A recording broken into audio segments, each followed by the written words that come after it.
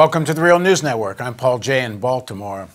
According to the New York Times, there's a big debate going on within the Trump White House. The debate is on one side, led by Steve Bannon and his allies, pull out of the Paris Climate Accords altogether.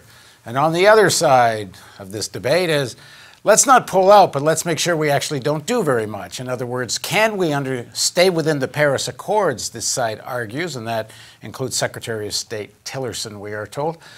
This side says, well, we can stay in it, but we actually don't have to do very much. In fact, we can lower our pledge, and we will still be within the legality of the agreement, which is all kind of odd anyway, because the agreement's non-binding. But one side argues, let's keep the positioning looking not as bad, and the other side says, let's be honest and just get the heck out of it. All of this should be put into this context, I think. It was only a few months ago that 7 leading climate scientists, including Sir Robert Watson, who's the former chair of the IPCC, said that even if all the countries that pledged at the Paris Accords, even if they all met their pledges, well, we're still going to hit the 2-degree threshold. We're going to pass the 2-degree threshold by 2050. Now, if Trump reverses much of the, I would say, modest reforms, but there was something under Obama, at least the emissions regulation to cars seemed meaningful. With all that now being reversed, if that 2050 date is still meaningful, in other words, are we really going to cross this very dangerous threshold perhaps by 2040, 2035?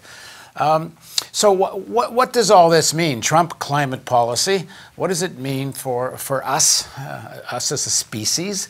And then also I'm going to ask in this interview, just why is climate change not at the very top of people's political agenda?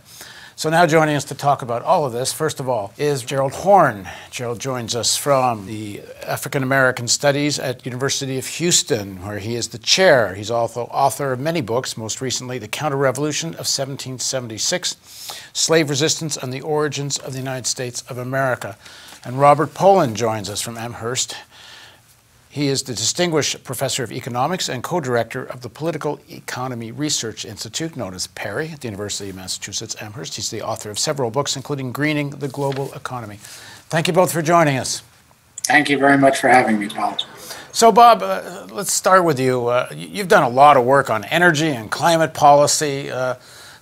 I guess in your wildest imaginations, when we were doing these interviews during the Obama administration and we were critiquing often, you know, how little had been done. You know, we just did a little exercise this morning at the Real News. We went through President Obama's State of the Union speeches. You can only find about 4 or 5 sentences at best about climate change in his State of the Unions. In 2011, not a single sentence. It's not like it was ever the priority of the administration, but who would have thought the next administration would be catastrophically worse? What does that all mean for us? It's disastrous. I don't think there's any way around it. If we are going to take the findings of climate science seriously, as you said in your introduction, even the agreements reached in Paris in December 2015 are, wholly inadequate to the task of trying to achieve climate stabilization. You quoted this work by Watson.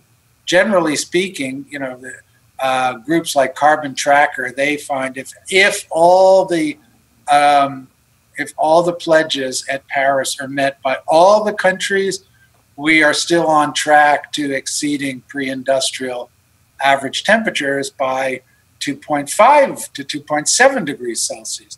So the climate agreement itself, not just the United States, the Paris Agreement itself is a first step, but it is a very meek, modest first step. Now, on top of that, if we have the leading industrial economy, the United States, saying that our choices are we're either going to pull out altogether from the Paris Agreement or not pay any attention to it and minimize what our pledges are. Yeah, the only way to characterize it is catastrophic. Either that or climate change is all a bunch of bunk and we don't have to pay any attention to it.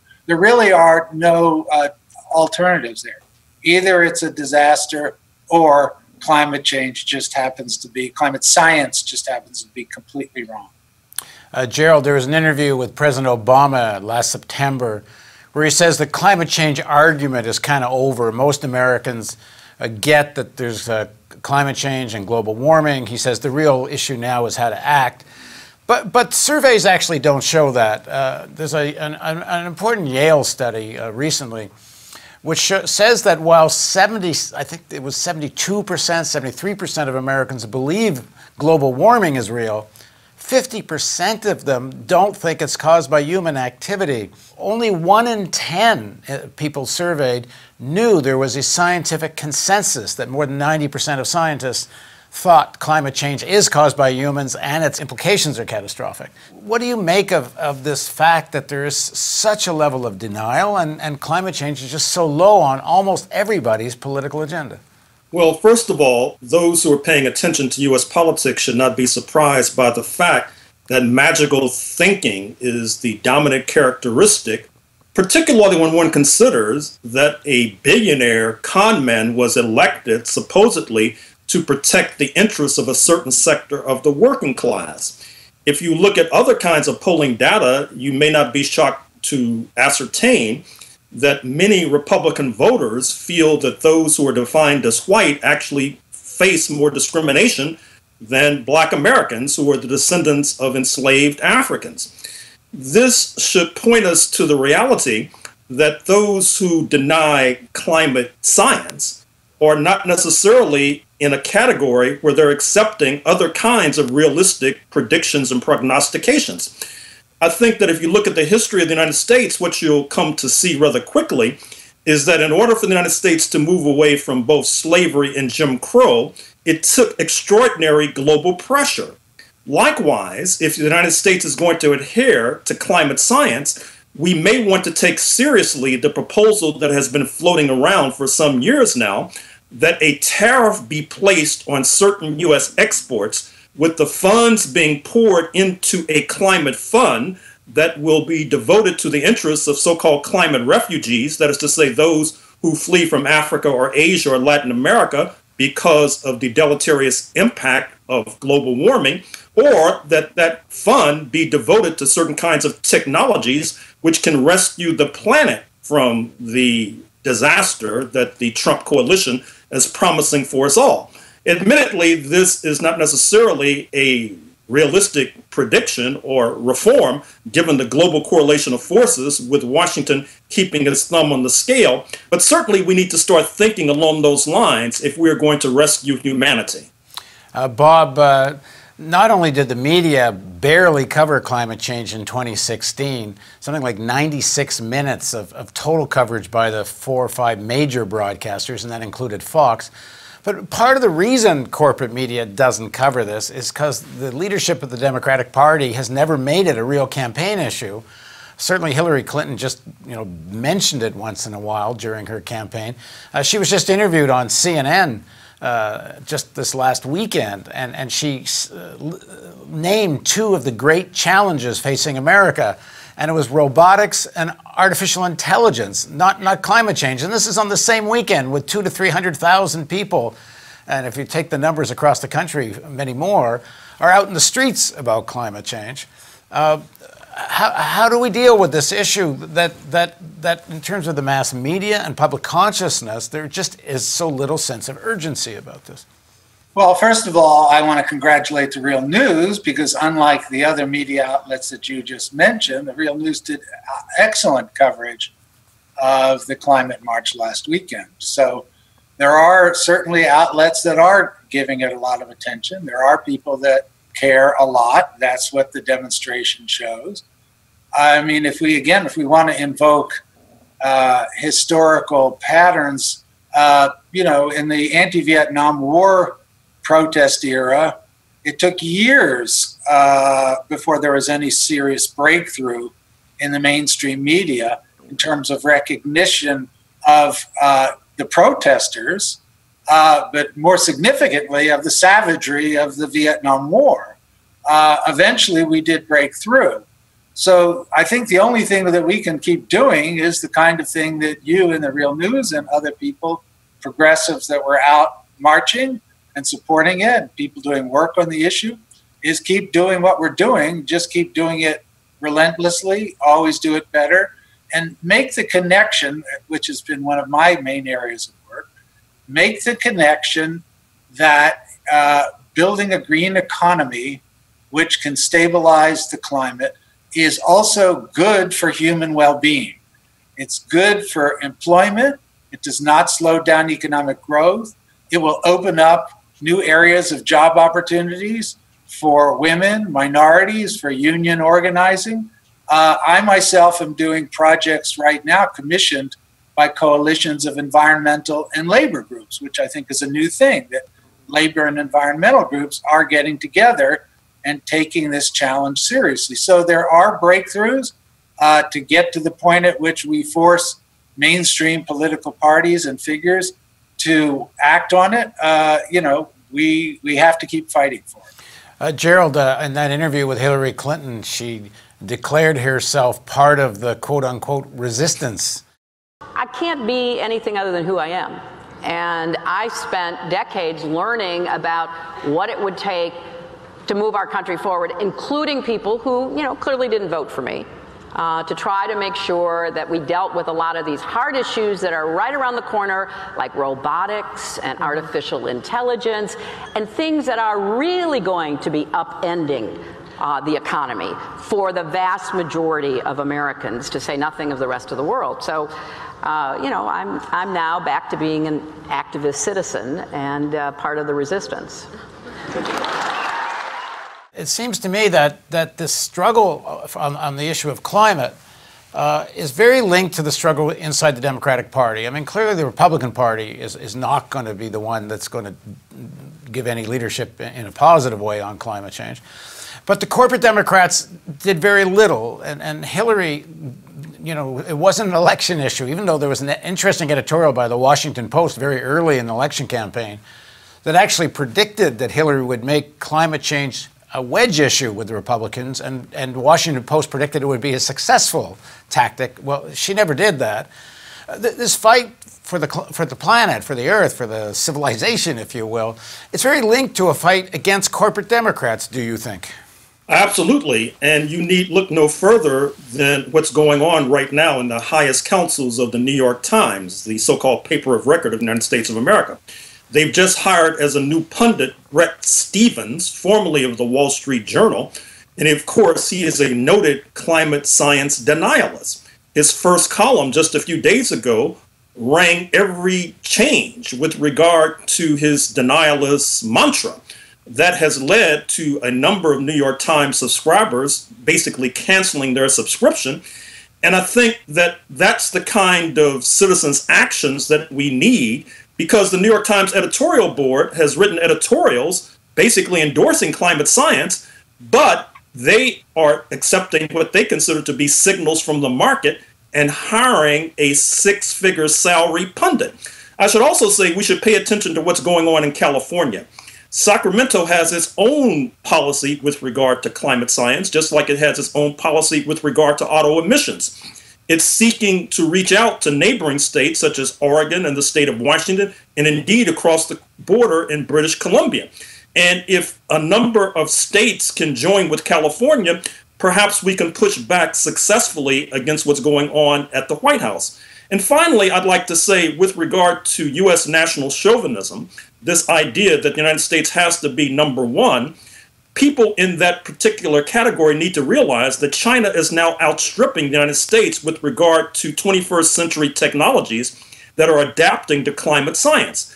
The United States will rapidly fall behind unless it seeks to exceed China in terms of adapting these new technologies. I think we need to broadcast that particular message far and wide. Bob, this point about what's happening at local and state levels, if the federal policy is completely dead in the water in terms of any real climate change policy, what's possible at state and municipal levels, it's really going to have to be big cities, really, that do things, because so many state legislatures are also Republican, except for a few of the big industrial states, of course. those are rather important ones. Yeah, well, I think, as Gerald just said, California is and has been a leader and is directly in opposition to what's going on in Washington. I myself am working with groups, maybe I shouldn't say the states just yet until the work comes out, but 2 other very large states that I think have a good chance of advancing quite significant climate stabilization programs tied to opportunities, expanding job opportunities and incomes, including in lower income communities. Those kinds of fights will go on. Yes, they're states and municipalities. It's not the federal government, but it is going to set the terms of debate, as you said, Paul, within the Democratic Party. To the extent these kinds of initiatives are successful, they will set the standard. And yeah, there will be resistance among corporate Democrats, but then the fight will have to be between the corporate Democrats and the real progressives that understand the magnitude of the threat of climate change, and that therefore we cannot just pay lip service to it at the same time as we continue to allow big corporations to continue to exploit the earth, burn fossil fuels, frack for natural gas, release methane, and all the disastrous things that they're doing. That just has got to stop. Gerald, just to continue this point of the fight with corporate Democrats, it seems to me part of the issue here is to really be honest about what happened during the Obama years. And while some of the infrastructure spending in the early period that was linked to energy, that was something, I think it was like $80 billion of the infrastructure package did go to energy, clean and sustainable energy. It helped develop more wind farms. But then not much after that. And there's an interesting report we carried, the Guardian newspaper carried, which was that the Import-Export Bank of the United States, if you look at the loans that they've been giving, and much of those loans are to fossil fuel companies, and if you look at the carbon emissions, if all the projects that have been funded come to fruition, the amount of carbon will be emitted by those businesses. This is under the Obama administration, the Import-Export Bank. There will be as much carbon emitted by those things as that we're going to be taken away by the higher efficiency in automobiles and the closing down or reducing coal emission for energy production. In other words, it would have been a wash, Obama's signature energy project. But this debate is getting mushed by, like Hillary becoming part of the resistance and Obama being considered to having a progressive energy climate change legacy.